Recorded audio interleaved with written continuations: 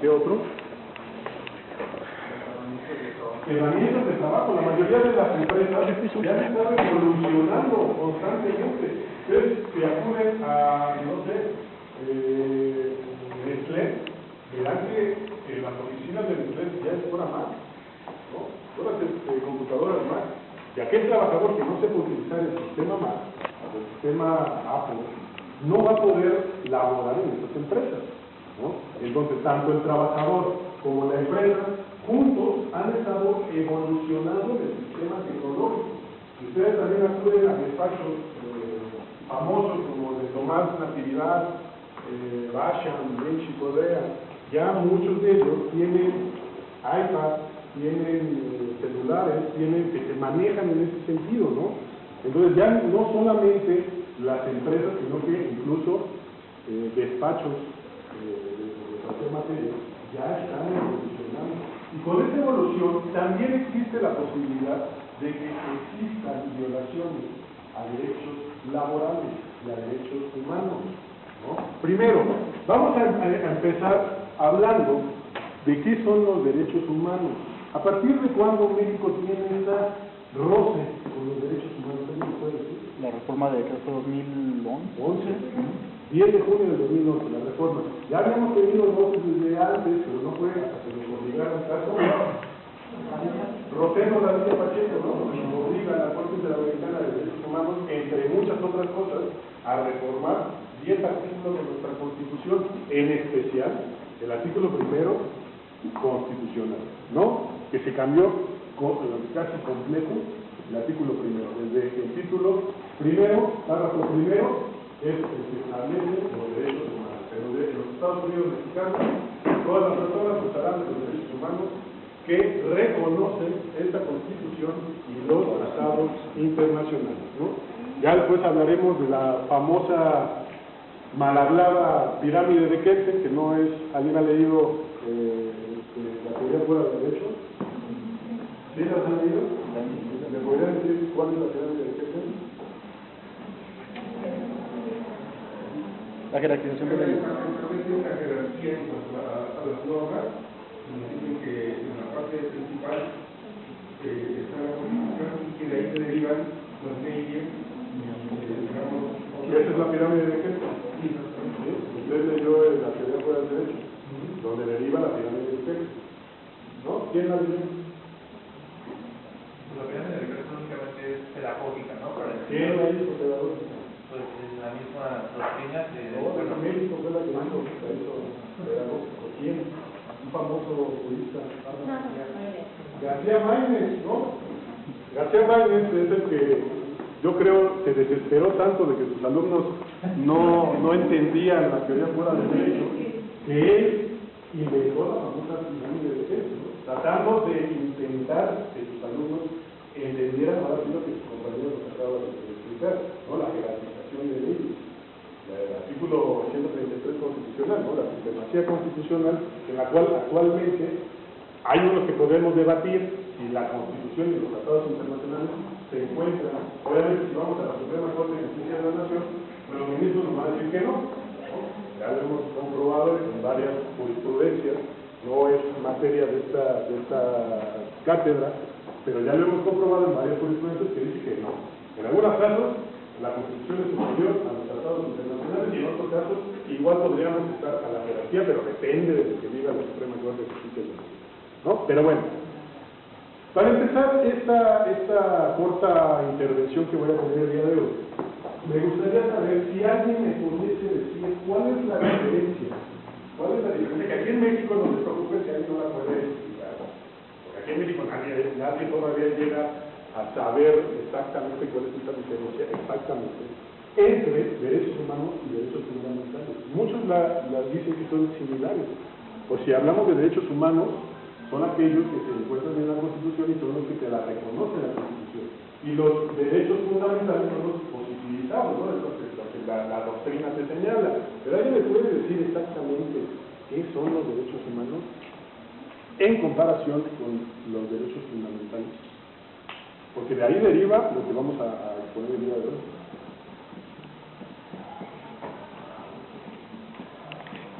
¿Alguien? Primero, no van a reprobar, por lo menos califican. ¿Sí los califican? ¿Sí? Conmigo yo no lo puedo hacer. Primero.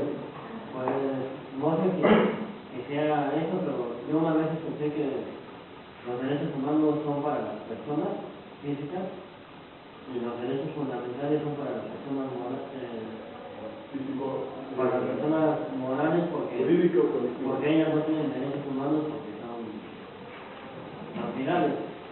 Ahí voy a diferir un poco contigo, porque el artículo primero, párrafo primero, se establece que en los Estados Unidos mexicanos todas las personas, es una máxima hermenéutica, ¿no? ¿Cuál es la máxima hermenéutica? Cuando el intérprete, si no distingue, si la ley no distingue, el intérprete no tiene por qué distinguir, ¿no? Ahí establece, es una máxima hermenéutica. Donde la ley no distingue, el intérprete no tiene por qué distinguir. Y si la Constitución se establece que todas las personas, sin dividir personas físicas con personas jurídico-políticas o jurídicas, ¿por qué nosotros tenemos que hacer esta distinción? ¿No? Ya quedó claro que todas las personas, tanto físicas como jurídico-colectivas, tienen derechos humanos, independientemente de que sean humanas o no. Eso no tendría para la Constitución mexicana diferencia alguna. ¿Sí? No. No. Entonces, ¿creen ustedes que derive de ahí esa posibilidad de diferenciación entre derechos humanos y derechos fundamentales? Pero gracias por su participación. ¿Pero creen que sea correcta esa participación? A ver, usted que está hablando. Bueno, a mí se me ocurre más o menos una idea. Yo pensaba que, por ejemplo, los derechos humanos pueden ser, bueno, los derechos fundamentales serían el género y de ahí se derivan los humanos, porque en los fundamentales podríamos nosotros abarcar también aquellos que no podrían estar tan unidos a los derechos humanos, ¿no? Como pueden ser, no sé, uno que otro derecho civil, un derecho de carácter político. Derechos fundamentales. Ajá, pero esos serían derechos fundamentales. Por ejemplo, el famoso derecho a mínimo vital, ¿no?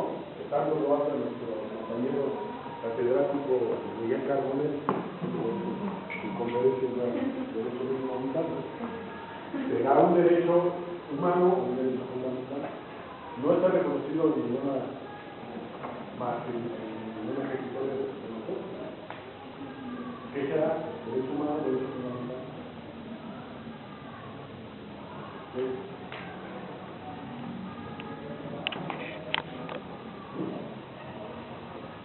¿Tú qué crees? Me parece que derecho humano. Derecho humano, sí, claro. ¿Por qué derecho humano? Volvemos al párrafo primero. En los Estados Unidos mexicanos, todas las personas gozarán de los derechos humanos que reconocen. Volvemos igual también a una de las ponencias de don Miguel Carbonell, que establece la lucha entre la escuela naturalista con la positivista, ¿no?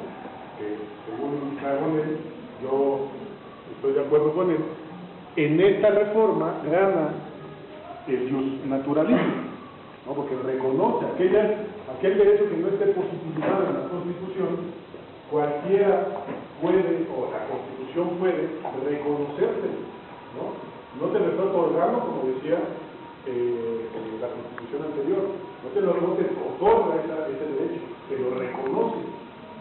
Quiere decir que antes de la Constitución, cuando se decía otorgaba, no había nada. Ya estaba positivizado, ya tenía derecho o garantía en ese sentido, ¿no? Ahora no, ahora existen derechos que todavía no están positivizados, pero la Constitución está obligada a reconocerse siempre y cuando sean favorables a la persona. ¿Estamos de acuerdo? Sí. Bueno, tomando en cuenta un poco lo que establece su compañero, que es más o menos la doctrina que tiene Robert Alexi. ¿Alguien conoce a Robert Alexi? Bueno, léalo, por favor, Robert Alexi, Manuel Atienza, Luis Ferrayoli, Gustavo Zagrebelsky, Hans Kelsen, sobre todo Robert Alexi que establece. Yo estoy muy de acuerdo. Recordemos también que en materia de derechos humanos todo está en materia de subjetivo, ¿no? Todavía nada está concreto y podemos tomar las decisiones por los temas que abarcan varios autores, ¿no? Entre ellos Robert Alexis. Robert Alexis señala que sí existe una diferencia entre derechos humanos y derechos fundamentales. Los derechos humanos van a ser aquellos que se reconoce la Constitución, todos aquellos derechos humanos que se reconoce la Constitución. Pero ¿cuáles van a ser los derechos fundamentales? Los derechos fundamentales van a ser única y exclusivamente cuatro derechos fundamentales. Que de estos 4 derechos fundamentales van a derivar todos y cada uno de los derechos humanos que pueda tener derecho, valga la redundancia, la persona, física o jurídica. 4 van a ser. ¿Cuál creen ustedes que sea el primero? Personalidad. ¿No? La vida. La vida. No, claro. Si una persona, tanto física como jurídica colectiva, no tiene vida, no puede tener ni derechos humanos, ni menos derechos fundamentales. Entonces, el derecho fundamental primordial va a ser la vida, porque tanto personas físicas nacemos, obviamente vamos a entrar, no vamos a entrar, mejor dicho, a la discusión de cuándo existe vida, ¿no? Desde que se fecundan, desde que eres óvulo, desde que de tantos tonterías que están diciendo. Pero bueno, no vamos a entrar, desde que tienes vida, ya debes tener un derecho fundamental que el Estado está obligado a protegerlo. Y de ahí van a derivar todos los demás derechos humanos. Primero va a ser la vida. Si no tienes vida, no tienes derechos humanos, para empezar. Segundo, libertad. ¿De qué nos sirve tener vida si no vamos a tener el derecho de gozar? Más bien gozar los derechos que nos protejan. No tenemos libertad, aunque tomando en cuenta y tomando también situaciones de lo que va a ser esta cátedra, lo que dice Carlos Slim, ¿no? Actualmente nadie tiene libertad. La esclavitud que se veía en 1800 con las personas de color, la estamos viviendo ahorita actualmente por el trabajo, ¿no? ¿Quién entra a su trabajo de 8 o 7 de la mañana y sale 7 o 8 de la noche? Eso no es libertad, ¿no? ¿Por qué? Porque tenemos que comer. No, nadie, yo creo que aquí en esta aula, en esta universidad trabaja por gusto, ¿no? Todos trabajamos porque tenemos que comer. Entonces, Carlos Slim establece que la nueva esclavitud de este nuevo siglo es el trabajo. Por eso ahí intento hacer varias conjeturas. Segundo derecho fundamental, la vida. Tercer derecho fundamental, seguridad. Seguridad. Y yo lo manejaría, y también lo manejo con el cuarto derecho fundamental. Entonces, hasta el tercero. Tenemos vida, tenemos libertad, tenemos seguridad. ¿Qué nos falta? Igualdad. Podría ser como un derecho de libertad. Trabajo. Igual podría serlo como un derecho de libertad. En comillas. ¿Cuál faltaría? Ya tenemos vida, tenemos libertad, tenemos seguridad. Libertad. Vida. Seguridad. Algo transitar. ¿Cuánto más faltaría? Propiedad. Yo sí lo tendría como un derecho fundamental, pero estamos hablando de ropa. Yo sí lo tendría como ¿cuándo? La salud. Salud. ¿De qué nos sirve la vida, la libertad y la propiedad como quinto? La seguridad, no tenemos salud. Cuestiones que también son meramente obligación del Estado proteger, otorgarnos y reconocernos.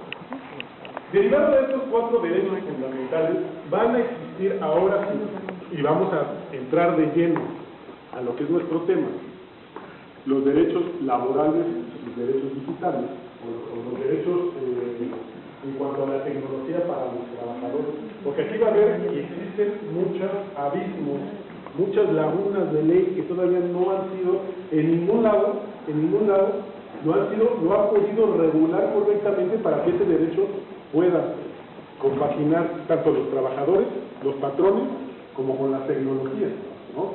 Pero bueno, este es uno de los derechos fundamentales más necesarios que vamos a necesitar para poder tener este tipo de pláticas, va a ser la libertad, ¿no? Vamos a tomar ahorita en cuenta la libertad que van a tener los trabajadores y la libertad que va a tener tanto los trabajadores como los empleadores de poder tener una relación jurídica y una relación laboral armoniosa. ¿Qué está pasando actualmente? Actualmente uno de los principales problemas que estamos encontrando en materia laboral son los derechos violentados a los trabajadores, muy en especial los correos electrónicos. Muy en especial los correos electrónicos. ¿Alguien me puede decir qué?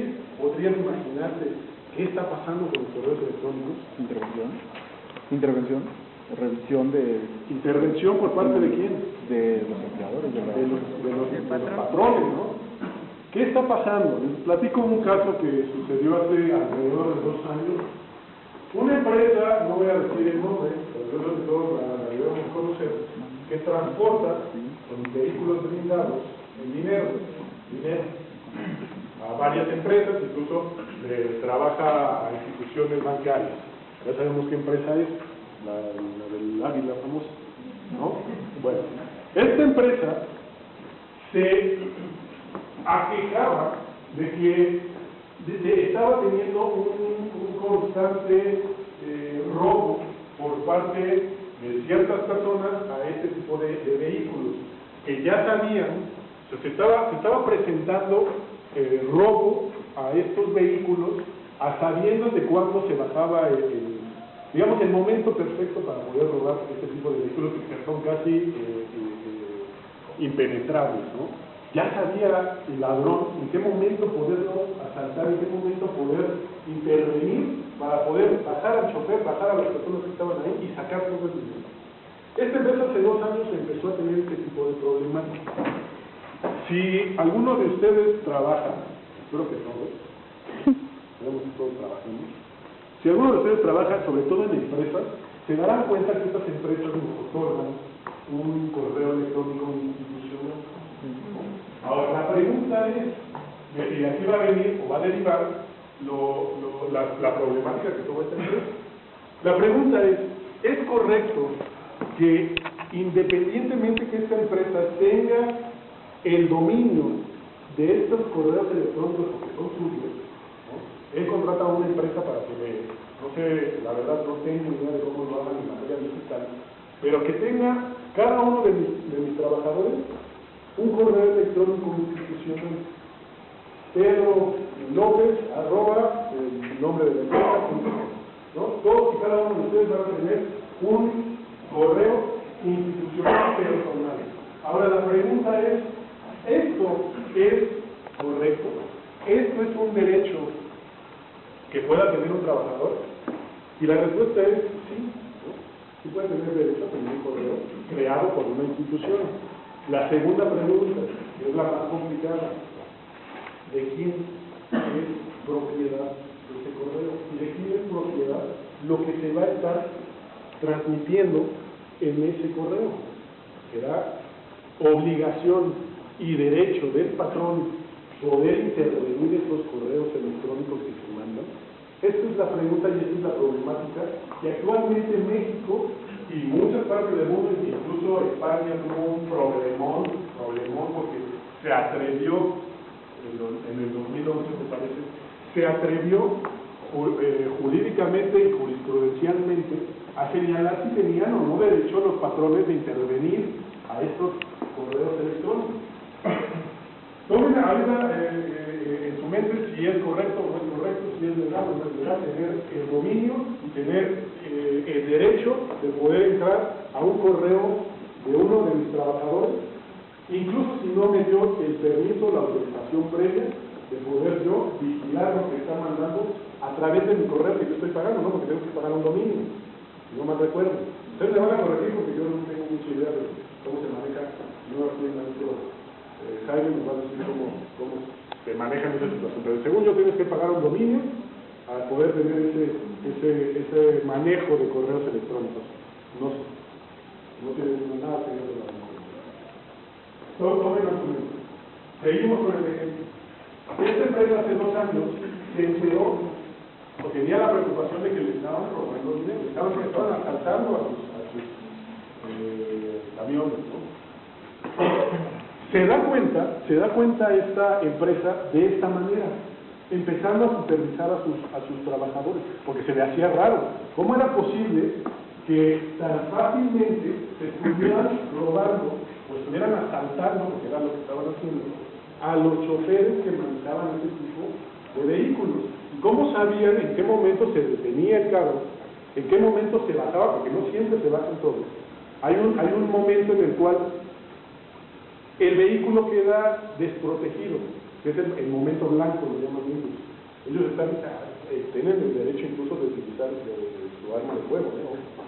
Y además, por cuestiones que yo conocí con los trabajadores de ahí, que vienen drogados,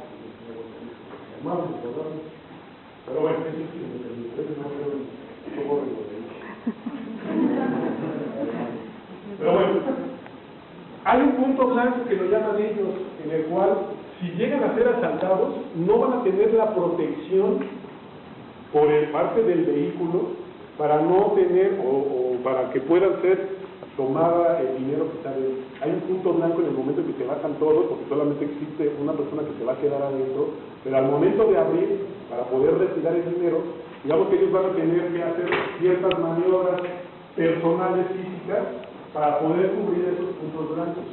Si ustedes sí se han dado cuenta cuando incluso en los Oxxos, ¿no? Que llegan, se paran y tienen una forma especial de bajarse. No se bajan como bajamos nosotros del carro. Ellos se van bajando de cierta forma para ir cubriendo estos puntos blancos, en los cuales se puede llegar a tener un tipo de error o asalto.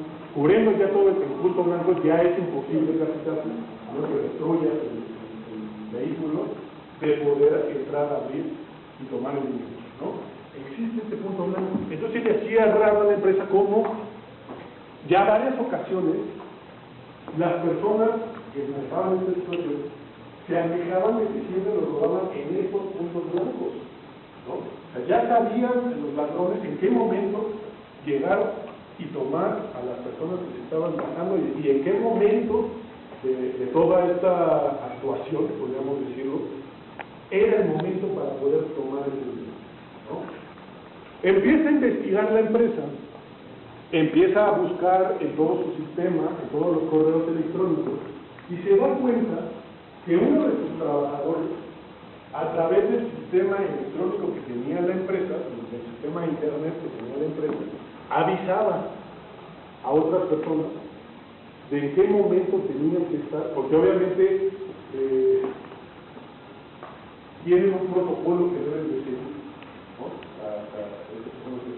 Pues se da cuenta la empresa en que un trabajador de ellos estaba filtrando la información, la estaba otorgándose a la otra persona para saber en qué momento tenían que llegar y a qué momento podían asaltar a este tipo de casos o de empresas. Se da cuenta la empresa, despide al trabajador, empieza un procedimiento penal, eso tampoco va a tener materia, pero también a su vez o a la par el trabajador demanda. Después no llega a la Junta de Conciliación y Arbitraje para poder revisar esta situación.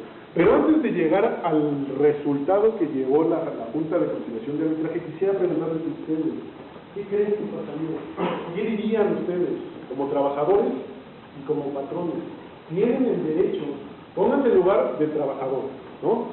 Yo estoy trabajando en mi computadora y estoy mandando correos institucionales o incluso sabemos, en algunas empresas que nos metemos a nuestro Hotmail, a nuestro Gmail, a nuestro Yahoo, a nuestro iCloud personal, pero de todas maneras la computadora, ya sea de escritorio o laptop, es propiedad de la empresa. El internet es arrendamiento de la empresa.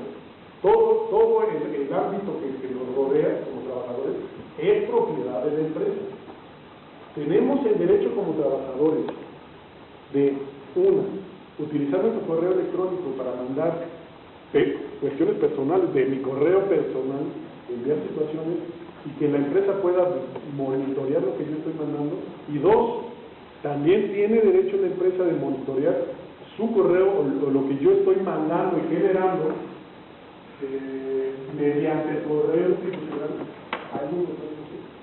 Yo creo que en cuanto al correo personal, probablemente no tendría derecho, porque es una comunicación privada, o sea, por mucho que el internet o la red sea de ellos, el correo personal es privado, o sea, no tienes que saber a quién le estás mandando un correo electrónico. En cuanto al correo institucional, yo creo que sí tienen derecho de intervenirlo porque al final del día son los intereses de la empresa y es un correo institucional creado únicamente para fines laborales, no para fines de acción social. Okay, entonces te pones del lado del patrón en cuanto trabajador. Sí, o sea, claro, depende del personal, correos personales, aunque todo la tecnología y todo el inmobiliario sea del patrón, claro, tú tienes el derecho, porque es tu correo, de utilizarlo y de mandarlo, ¿no? Ahí podríamos incluso tener un debate. Bueno, los dos supuestos serían a favor del patrón y del empleado. A favor del patrón yo diría que las dos. O sea, no podría utilizar ni el correo personal porque tiene asegura el patrón que no está mandando esa información con la que están asaltando en este caso en específico, que es correo personal. Puede no utilizar el correo institucional y estar mandando esa información que no es personal, no es tuya, es información de la empresa y está usando además para fines ilícitos. Entonces, en la mayoría de las personas que vamos a iniciar, me imagino que a raíz de estos casos, para empezar, pues ni te dejan utilizar el internet para otras funciones, sí, ya te lo que no bloquear. tengan nada que ver con lo que tú laboras. Y es precisamente para evitar el filtro de, o sea, para que no te filtre información que no debe filtrarse a terceras personas. Y si nos ponemos del lado de, si yo fuera mi caso, por supuesto que yo diría exactamente lo mismo que otro compañero, es mi correo y es información personal, y a mí en ningún momento me dijeron que no podía utilizar mi cuenta y no tienen por qué revisarla porque son cosas que solo me convienen a mí, necesitan como decirme por qué a mí me solicitaron revisar eso y publicar en mi de manera que yo no tenga autorización, ya dependiéndome con lo sí, bueno, muy bien. Es que yo creo que, bueno, sí, no podría revisar mi correo personal porque a fin de cuentas yo estoy en horas laborales. Entonces, pues, si se supone que a mí me contrataron para una cosa, yo no tendría por qué estar haciendo transferencia. En este caso, yo no tendría por qué estar revisando mi cuenta de correo electrónico, no tendría yo por qué estar metiéndome a, pues sí, otras cosas que no son de mi trabajo. Entonces, pues, como pienso que por ahí podría chisparse el hecho de que sí tiene derecho a revisar mi correo personal, porque pues yo se supone que tengo un contrato y no creo que diga en el contrato que yo puedo hacer cosas diferentes a las que me están, para las que me están contratando, pero pues si fuera de otra forma, yo creo que igual argumentaría lo que dijeron mis compañeros en cuanto a que pues sí, no, yo tengo derechos y en ellos pues no tienen como que la jerarquía para revisar mi correo electrónico. Ok, ahora vamos a ponerlo más complicado y ahora les doy la palabra más complicado. En el contrato individual del trabajo, ¿qué pasaría si en un contrato individual del trabajo yo pongo una cláusula como patrón en la cual tú te obligas como trabajador a que cierta periodicidad, ya sea día, mes, semana, catorcena, quincena, yo te voy a estar supervisando única y exclusivamente el correo y toda aquella materia tecnológica que yo te otorgue para poder cumplimentar tu relación laboral. Ya está pactado en un contrato individual de trabajo. Ahorita ustedes me están diciendo que no, porque no hay permiso. Pero ahora vamos a ponerlo al revés. ¿Qué pasa si yo firmo? Obviamente la mayoría de nosotros no leemos ni siquiera los subtítulos que vienen.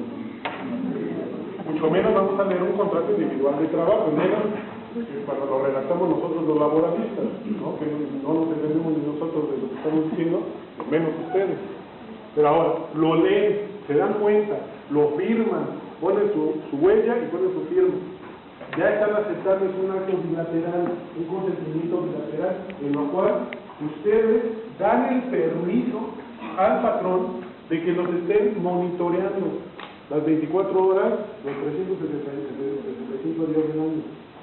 Aún así, es derecho del patrón hacer eso. Ahora voy a ir articulando.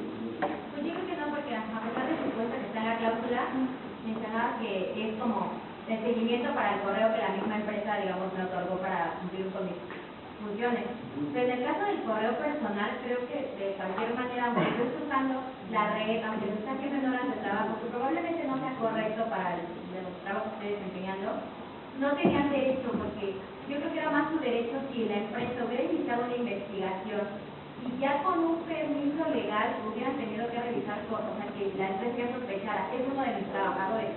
Pero me refiero a que no creo que ella sola pudiera iniciar la investigación, tuvieron que haber recurrido a otra instancia para poder hacer esa revisión de los correos personales. Porque digo, sería muy absurdo que si yo estoy filtrando información, la filtre en un correo institucional, donde sé que sí lo pueden revisar sin ningún problema, en el supuesto de que hubiera firmado una cláusula como la que mencioné.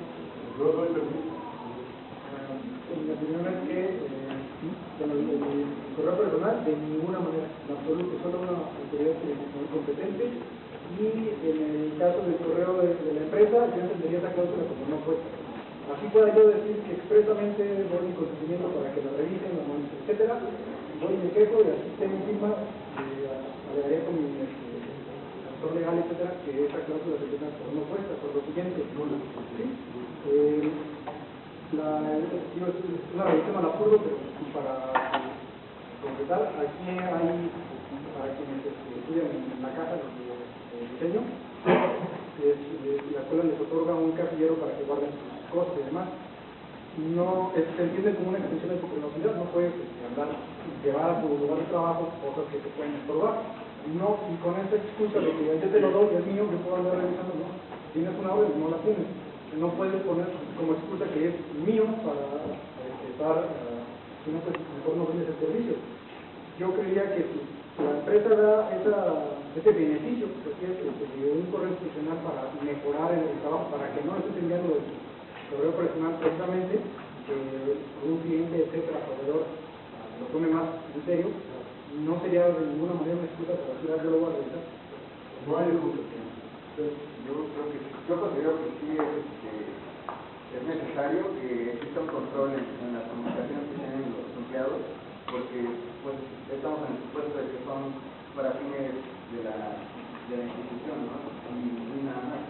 En relación con el correo personal de la persona, yo sí considero que no hay ninguna excusa que valga para intervenirlo. De hecho, que si hay una intervención ya sería algo que es una revisión, no sería carecería de valor.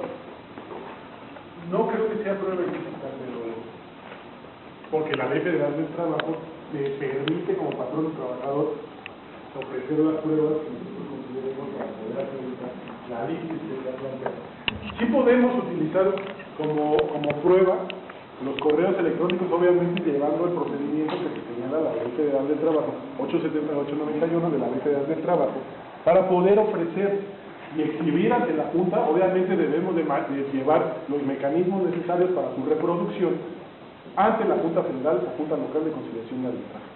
Pero sigue siendo un derecho del trabajador privado, o sea, su privacidad se encuentra en el momento en que yo estoy aceptando que el patrón que me está monitoreando, pese a que sea mi correo personal o no.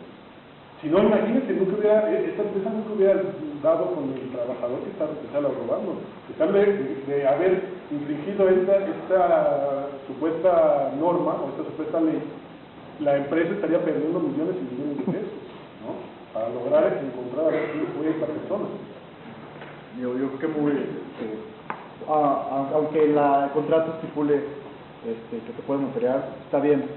Te monitorean y a lo mejor yo sé que tú utilizas tu correo electrónico personal, está bien, pero el hecho de que te diga, pero voy a ver qué mandaste, ahí sí yo creo que ya es como el tope que tendría el patrón, o sea, digo, el trabajador, sí, patrón, con el trabajador, sé que utilizas tu correo electrónico, si yo sé que muy relacionado con lo que comentaba la compañera, si yo sospecho que por ahí pudiste entrar información, voy a solicitar a una autoridad judicial intervenir tu correo porque tengo, no sé, sospechas de que por ahí filtras información, pero no por una decisión unilateral voy a intervenir tu correo electrónico personal. Sé que lo utilizaste.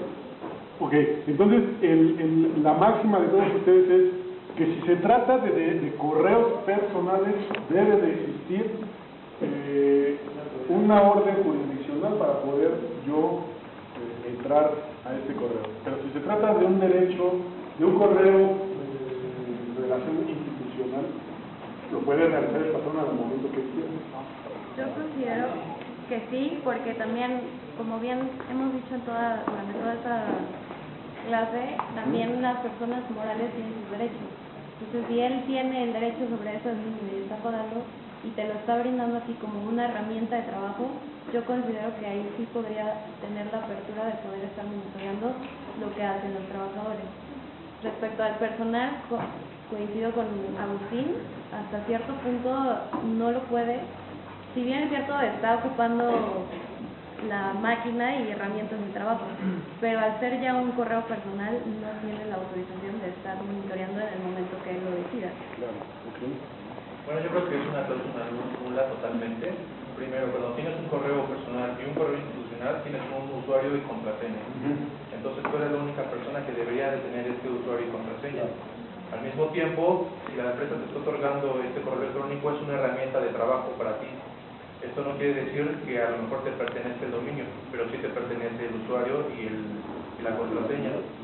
Por la misma razón, la institución no podría ingresar el correo institucional ni personal por el simple hecho de que me está otorgando el derecho de manejar mi cuenta personal. Entonces no podría ser legal una cláusula donde yo le autorice a la empresa que pueda usar mi correo electrónico porque está atentando contra mi derecho a la privacidad. Ok, ya para dar terminación a esto, podemos continuar, yo creo que la próxima semana, si me permite su catedrático.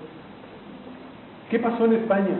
En España señalaron en el 2011, en una jurisprudencia, que si era una facultad del patrón utilizar los medios necesarios para poderse llegar de cómo monitorear a cada uno de sus trabajadores y sin importar que el correo o todo lo que se utilizara dentro de la empresa fuera personal o fuera institucional.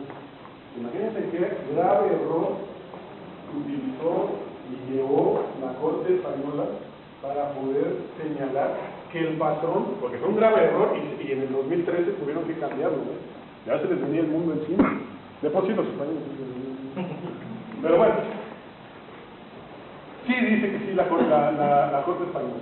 Dice, sí, los patrones tienen todo el derecho de monitorear siempre y cuando les pertenezca el dominio y les pertenezca la maquinaria, los instrumentos con los cuales el trabajador está utilizando para poder allegarse a una situación personal. Hablemosle de lo que quieran.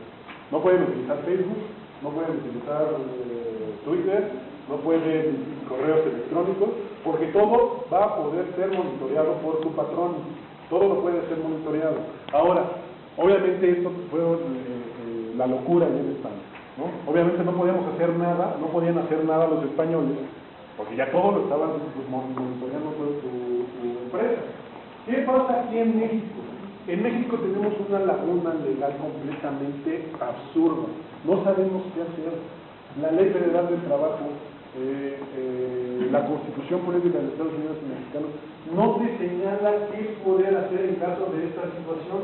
Tuvimos que utilizar tratados internacionales para podernos ayudar y sobre todo un artículo de la Constitución. ¿Alguien me puede decir cuál podría ser? Sobre todo, tomando en cuenta los derechos fundamentales que ya les había comentado, de la libertad, que es lo principal. ¿Qué dice el artículo 16 constitucional? ¿Yo ya le iba a decir? Bueno, sí, hace rato quería participar y fundándome en el artículo 16. No, bueno, quería fundarme en el artículo 16, en el párrafo 13, que habla de que la autoridad judicial, a petición de la autoridad federal, pues intervenir internamente y no los particulares. Bueno, habla de la libertad, justamente del derecho. Pero ¿qué pasa? Eso nada más lo señala para cuestiones personales, pero ¿qué pasa con el correo electrónico institucional?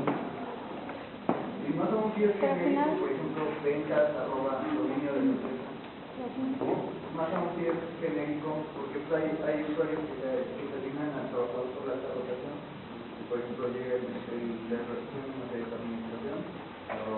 dominio. Entonces, ya no sería personal. Ahí es lo que tenemos que dirimir, si es una cuestión personal o es una cuestión pública. Si lo estamos manejando en relación a que el patrón tenga el derecho de monitorear los correos institucionales que él le otorga. Yo te estoy otorgando escritorio, te estoy otorgando silla, mouse, computadora, pantalla, monitor, internet, para que tú utilices todo eso, y uno es usuario, para que puedas ingresar a tu computadora, y aparte de todo, te voy a monitorear porque es mío. Todo eso que acabo de decir es mío, hasta tú me perteneces, ¿no? Tú me perteneces, todo es mío.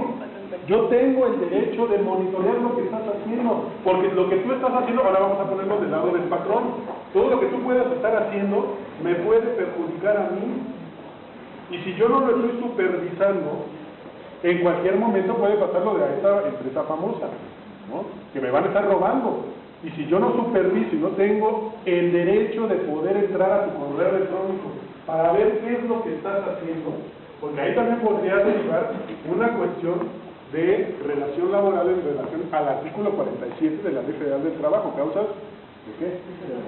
De rescisión sin responsabilidad para el patrón, ¿no? Tú estás causando un perjuicio a mi empresa, por lo tanto te me das, pero esa causal, esa actividad que me encuadra en el artículo 47 para poderme despedir, deriva de un derecho legítimo o no. ¿Tuviste tú, patrón, el derecho de poderme vigilar para poder llegar a la conclusión de que yo estaba afectando derechos del patrón para poderme encuadrar en el 47 y posteriormente rescindir mi contrato sin causa de despido injustificado? Pues es que también, de hecho, cuando contratar una empresa, generalmente te dicen que todas las herramientas que te den deben ser utilizadas para los fines que meramente apremian tu trabajo, no para personales. Pero de todas maneras no lo estoy utilizando personales. Si yo le estoy hablando a un compañero de Monterrey diciéndole, oye, ahí van para allá, róbalo. Ya está saliendo 3 vehículos para allá. Y ese mismo compañero. Sigue siendo, ya no es personal, ya sigue siendo de trabajo con trabajo. Pero y de todas maneras nada podría ser personal porque es institucional. Pero pues también la seguridad de la institución, ¿no? Que tiene. Aquí hay 2 derechos. Exacto. ¿No? El derecho personal del patrón y el derecho del trabajador. ¿Qué hacemos? ¿Qué hacemos? Pero aun cuando el correo electrónico, si bien es propiedad del patrón o del empleador, como decía el compañero, el usuario me lo está otorgando a mí, entonces yo soy el poseedor de ese bien o de ese correo. Aunque tú seas el propietario, yo soy el poseedor, y dice el 16 constitucional que nadie podrá ser molestado en su propiedad o posesiones, sino mediante autorización.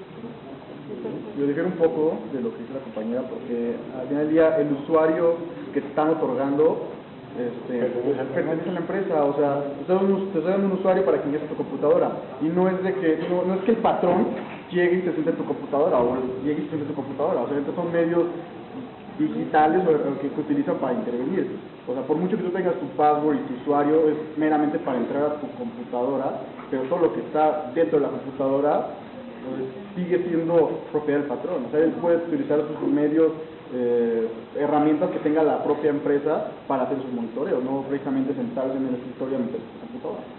Es propiedad, pero sigue siendo el poseedor. Considerando que es un dato personal del correo, independientemente de que lo monitoree el correo, porque identifica al otorgarse a una persona en particular, porque no lo otorga a todos, a una persona en específico, está tomando como un dato personal a pesar de que lo haya otorgado la empresa, entonces no podría. Pero ahora, ya nada más para concluir, ¿qué pasaría si en México, en mi empresa, yo como patrón no me estoy dando cuenta, tengo un área de ventas, ¿no? Y con este correo institucional esta persona está mandando correos señalando un producto para venderlo más caro, le dan una lana a él y mi empresa se quiere. Todo lo estás realizando a través del correo institucional, ¿no? Si yo como empresa no, vamos a ponernos del lado de la empresa ahora, ¿no? Si yo como empresa no me doy cuenta de que este señor está mandando correos y está utilizando mi correo para actos ilícitos, que me está perjudicando a mí, me está robando a mí, o cualquier delito que se encuadre en eso, me está dañando a mí, utilizando mis medios. No es mi derecho supervisar esta situación. ¿Qué es lo que mis trabajadores están haciendo desde el inicio? Son sus intereses. Pero podría ser también, si uno como trabajador se da el mismo caso, pero yo lo hago por WhatsApp, entonces también podría revisar mi WhatsApp. No, estamos hablando meramente de institucional. O sea, ya si lo por WhatsApp. O imagínate, pongan el ejemplo, a mí el patrón me da un celular y yo le bajo el WhatsApp. Sí, eso sí. Tienes derecho de monitorear, ¿no? Entonces ya te estás contradiciendo. Pero es que, por ejemplo, cuando la empresa te da un celular que es también me dio celular de la empresa, al nombre de la empresa. O sea, pero es no un número. Sería un número telefónico, sería el número telefónico de la empresa. Exacto, la línea no está a nombre de porque entonces, está a nombre de la empresa. Y en cualquier momento la empresa te puede decir, te lo va a cambiar. Y si le pongo mi número personal al WhatsApp que le bajé al teléfono de mi empresa.